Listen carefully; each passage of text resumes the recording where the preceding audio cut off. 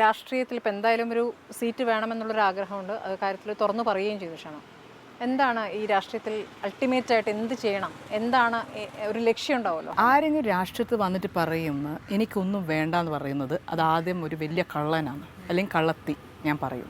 Because ആരും ഒരു ലക്ഷ്യമില്ലാണ്ട് വരില്ല. ഇപ്പോൾ സീറ്റല്ല, ഞങ്ങൾക്ക് എല്ലാവർക്കും മത്സരിക്കണം.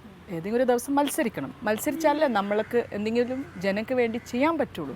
ഇന്നലെ ഇപ്പം നമ്മളൊരു പാർലമെൻറ്റിലെത്തിയാൽ എന്തിനാ അതെത്തുന്നത്? നമുക്ക് പദ്ധതികൾക്ക് മാറ്റുന്നത്, പുതിയ പദ്ധതി വരുമ്പോൾ നമുക്കതിൽ നമ്മളൊരു വോട്ട് അതിൽ വേണം. അത് നമുക്ക് ചെയ്യാൻ പറ്റും, നമുക്ക് പദ്ധതികൾ മാറ്റാൻ പറ്റും. അതെല്ലാം ഇമ്പോർട്ടൻ്റ് അല്ലേ?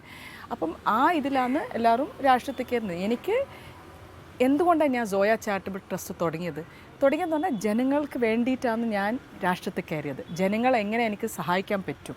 പക്ഷേ ട്രസ്റ്റിന് ജനങ്ങളെ സഹായിക്കാൻ പറ്റും, പക്ഷെ അവർക്ക് പദ്ധതി മാറ്റാൻ പറ്റൂല. പദ്ധതി ഒരു NGOക്ക് അത് ചെയ്യാൻ പറ്റൂലല്ലോ.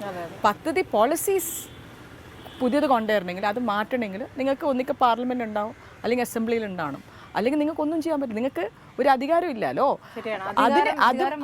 അധികാരം എന്തിനാ വേണ്ടതെന്ന് പറഞ്ഞാൽ വെറുതെ അങ്ങോട്ടും ഇങ്ങോട്ടും നടക്കാനല്ല.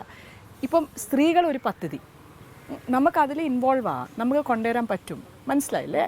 അപ്പോൾ അത് വലിയൊരു ഇമ്പോർട്ടൻ്റ് ആയിട്ടുള്ളൊരു പോയിൻ്റാണ്. അപ്പം അതിനാണ് എനിക്ക് രാഷ്ട്രത്തിൽ സ്ത്രീ ആയാലും കുട്ടികളുടെ പദ്ധതി ആയാലും ഇപ്പോൾ സ്റ്റുഡൻറ്റ് ലോൺസ് ഇപ്പം വളരെ കുറവാണ്. അത് വലിയ പ്രശ്നമാണ് ഇന്ത്യയിൽ. പിന്നെ വേണ്ടാന്ന് വെച്ചു. പിന്നെ തൊഴിലില്ലായ്മ അതൊരു വലിയ വിഷയമാണ്. അത് എന്തുകൊണ്ടാണ് ഞങ്ങളുടെ സമയത്ത്